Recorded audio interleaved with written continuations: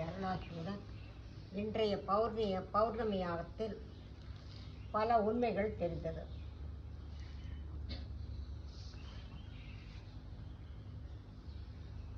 இன்று அனைத்து சிவாலயங்களிலும் அன்னாபிஷேகம் நடக்கின்றது.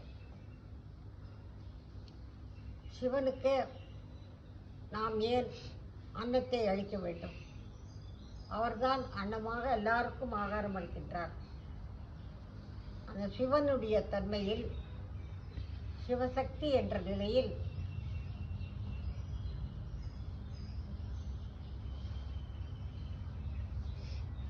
அணுக்களால் வியாபித்திருக்கக்கூடிய இந்த உலகத்தில் வாழக்கூடிய நாம்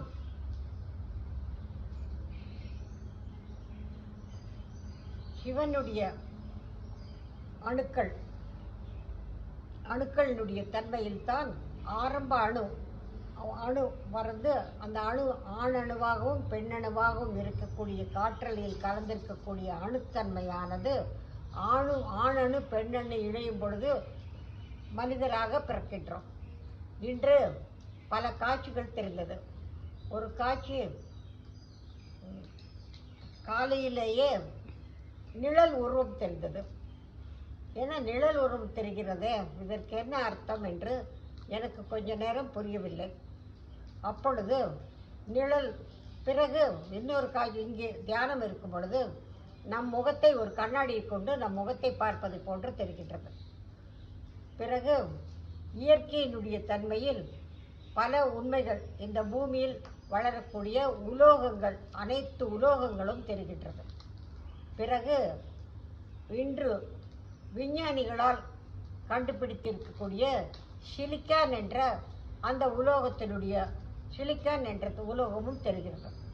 இந்த சிலிக்கான் என்ற உலோகத்தை நாம் கண்டுபிடிப்பதற்கு முன் விஞ்ஞானிகள் தான் கண்டுபிடித்தார்கள். ஆனால் மெய்ஞானிகள், அன்றே முனிவர்கள், ரிஷிகள், ரிஷிபத்தினிகள், சப்த ரிஷிகள், சப்த மாதாக்கள் என்ற அனைத்து தெய்வ சக்திகளும் இன்று காற்றில்தான், இன்று ஒவ்வொரு கோள்களில் தான் இருக்கின்றார்கள். ஒவ்வொரு கோள்களில் இருக்கக்கூடிய தெய்வ சக்தியினுடைய உண்மையை நாம் அறிந்தோமானால், சிவ அணுக்கள், முதலில் அணுக்கள் எப்படி தோன்றியது என்ற தொடர்பில் அந்த ஓம் என்ற ஓங்கார நாதம், நாத விந்துகலாதி நமோ நமோ வேத மந்திர சொரூப நமோ என்று நமக்கு பல உண்மைகளை நம் ரிஷிகள், முனிவர்கள் நமக்கு உணர்த்தினார்கள். இந்த ஒலியினுடைய நாதம், ஒலிநாதம் இல்லாவிட்டால், நம் மூச்சு அடங்கிவிட்டால் நாம் படமாகி விடுவோம். அந்த மூச்சு ஒலி நாதம் இருக்கும் வரும்தான் அந்த நாத விந்துகலாதி நமோ நமோ, அந்த நாதத்தினுடைய தொடர்பில் தான் நாம் இன்று வாழ்ந்து கொண்டிருக்கின்றோம். இன்று நாம் விஞ்ஞானிகளும் அறியாத பல உண்மைகள் இன்றும் உள்ளது. அது என்னவென்றால் பேரண்ட இருள். அது எப்படி பேரண்ட இருளில் இருந்து தான் நமக்கு எல்லாமே கிடைக்கின்றது. இன்று இமயமலை இருக்கின்றது என்றால், இமயமலையில் பார்த்தால் அந்த கங்கோத்திரி யமுனோத்திரி என்ற அந்த இமயமலை கங்கா உற்பத்தியாகக்கூடிய தன்மையில் ஒரு இடத்தில் கொதிக்கக்கூடிய தண்ணீர் வருகின்றது. அதே பக்கத்தில் குளிர்ந்த நீர் உற்பத்தியாகின்றது. எப்படி இயற்கையினுடைய தன்மையானது இன்று நம் பூமியில் இமயமலையில், இந்தியாவில் பிறந்திருக்கக்கூடிய நாம் அந்த இமயமலையினுடைய உண்மையை அறிந்தோமானால், அந்த இமயமலையில் எப்படி ஒரு இடத்தில் குளிர்ந்த நீரும் ஒரு இடத்தில் உஷ்ணமான தண்ணீரும் வருகிறதோ, ஆனால் இயற்கையினுடைய தன்மையில் இப்படி இருக்கக்கூடிய உண்மையினுடைய தன்மையில் இன்று பல அலோகங்கள் அங்கங்கு, எல்லா உலோகங்களும் எல்லா இடத்திலும் வளர்வதில்லை. அந்தந்த இடத்தில் ஒவ்வொரு கோள்களுடைய தொடர்பு, எந்த கோள் நம் பூமி அதிகமாக சந்திக்கின்றதோ அந்த கோளில் தங்கமாகவும், ஒவ்வொரு கோளில் வைரமாகவும், அதே மாதிரி நாம் செம்பு, பித்தளை, மண் என்ற அனைத்து உலோகங்களும் மற்ற கோள்களுடைய தொடர்பு நம் பூமி இருக்கும் பொழுது தான் அதை எடுக்கின்றது. அதே போன்று அந்தந்த இடத்தில் அது வளர்கின்றது. ஆனால் 33 கோடி தேவர்களுடைய செயல்பாட்டில் இந்த சரீரத்தில் அனைத்து கோள்களுடைய தொடர்பும் இந்த சரீரத்திற்கு உண்டு. இந்த சரீரத்தில் இருக்கக்கூடிய கோள்களுடைய தொடர்பை கொண்டுத்தான் நம்முடைய ஒவ்வொரு பல் முத்து சக்தியையும் ஒவ்வொரு உறுப்பும் ஒவ்வொரு சக்தியை பெறுகின்றது. நம் கண் ரசசக்தியை இருக்கின்றது. இந்த சரீரத்திற்கு நாம் ஆகாரத்தை உண்ணுகின்றோம்.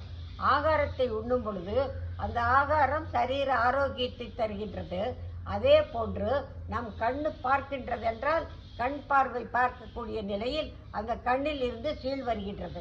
காது கேட்கின்றது என்றால் காதில் இருந்து சீழ் வருகின்றது.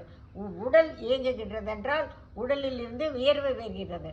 ஆனால் ஒவ்வொரு உறுப்பும் வேலை செய்யும் பொழுது அந்த வேலைக்கு உகந்த சக்தி பெற்ற பிறகு அதனுடைய கழிவை இந்த சரீரம் வெளிப்படுத்துகின்றது.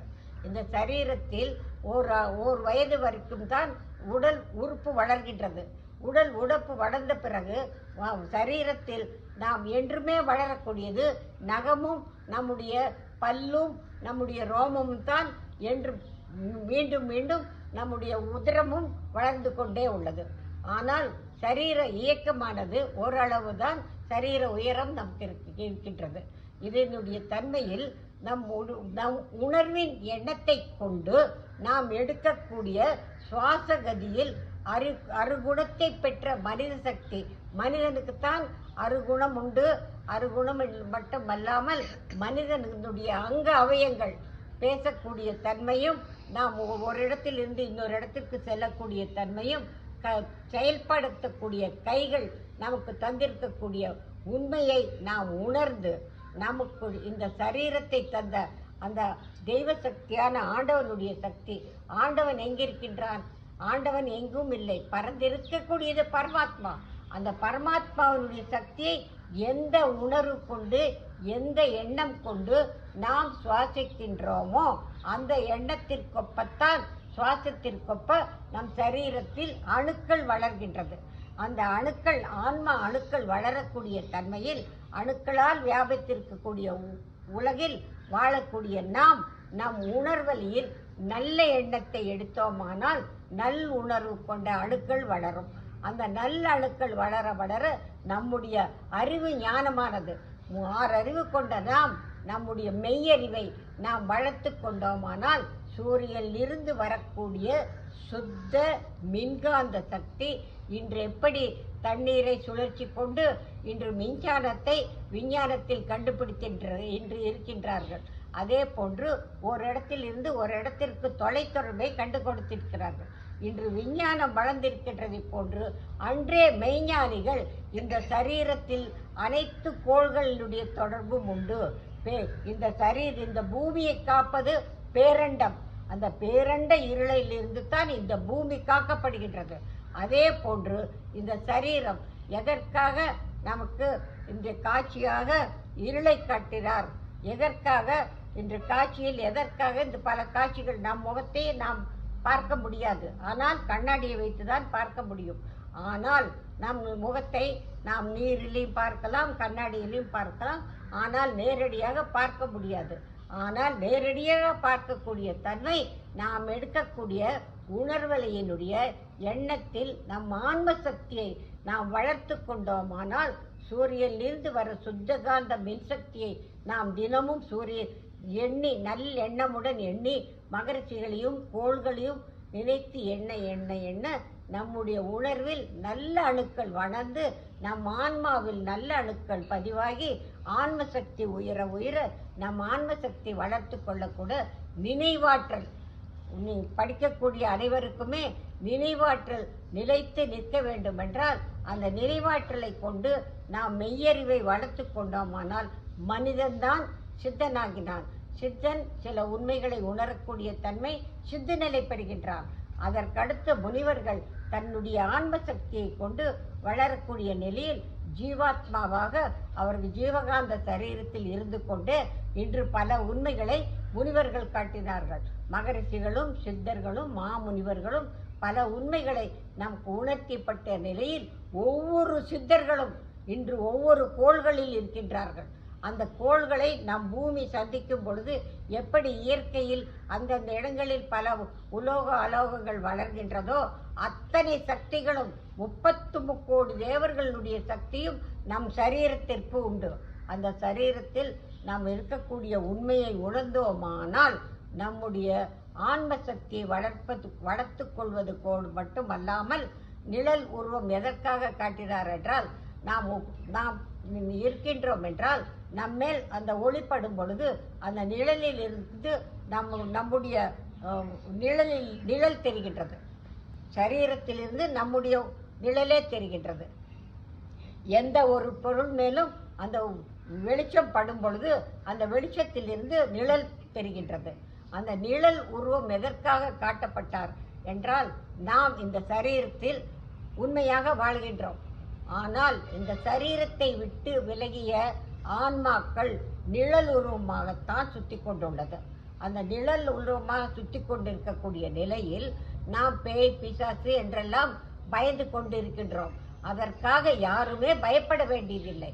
அந்த உயர்ந்த சக்தி நாம் பெற்றுவிட்டோமானால் நம் எண்ணத்தில் செயல்பாட்டில் நாம் சஞ்சலமற்ற நிலையை நாம் மேற்கொண்டோமானால் நமக்கு சஞ்சலமான உணர்வலியில் பல கெட்ட சொப்பனங்களும் கெட்ட அலைகளும் தான் நம்மை வந்து தாக்கும். அதிலிருந்தாலாம் நாம் தக்க வேண்டும் என்றால் நாம் தப்பிக்கக்கூடிய வழி ஒன்றே ஒன்று தான். நம் தாய் தந்தையரை நம்மை பெற்ற நம் தாய் தந்தையரை அவர்கள் கொடுத்த உயிர்தான் நாம். அணுக்களால் வியாபித்திருக்கக்கூடிய உலகத்தில் வாழக்கூடிய நம் உணர்வலியினுடைய எண்ணத்தை முதல் தெய்வமான தாய் தந்தையரை வணங்கி நம் உயிர் இருந்தால்தான், அந்த உயிர்தான் உலகத்திலேயே உயர்ந்த சக்தி. அந்த உயிர் சக்தி இருந்தால்தான் அந்த உயிரை கொண்டு உயர்ந்த நிலை அடையக்கூடிய ஆற்றல் ஒவ்வொரு மனிதர்கிட்டமே உண்டு. அந்த ஆற்றலை நீங்கள் பெற வேண்டும் என்றால் உங்களுடைய உண்மையான எண்ணத்தை கொண்டு மகரிஷிகளை எண்ணி, கோள்களை எண்ணி, நவக்கோள்கள், நட்சத்திர மண்டலம் அனைத்துமே நம் பூமிக்கு சக்தி கொடுத்து இருக்கக்கூடிய நிலையில் வாழக்கூடிய நம்மை நாமே உயர்த்தி கொள்ள மகரிஷிகளை எண்ணி அனைவரும் தியானிப்போமாக.